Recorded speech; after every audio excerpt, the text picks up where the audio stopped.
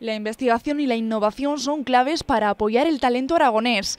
Así lo ha asegurado el presidente de Aragón, Javier Lambán, en su visita a la empresa ARPA, que ha expuesto en su sede el último hospital de campaña de los 7 que le encargó en 2015 el Ministerio de Defensa de Arabia Saudí. La compañía nació hace 50 años como una sociedad familiar y hoy exporta a más de 50 países. Hombres y mujeres de esta capacidad de creación, de este compromiso, a que no podemos llegar si solo complementamos con inversiones serias en investigación, en I+D+I, en definitiva, si solo complementamos con todo aquello que hará a nuestras sociedades y a nuestras economías competitivas en el mundo futuro. Y es que ARPA ha hecho posible que en lugares en plena guerra o devastados por una catástrofe natural cuenten con recursos sanitarios, cocinas móviles, espacios seguros o incluso agua potable. La compañía ha trabajado con Naciones Unidas y ahora está a punto de terminar el mayor de sus proyectos. La verdad es que ha sido el proyecto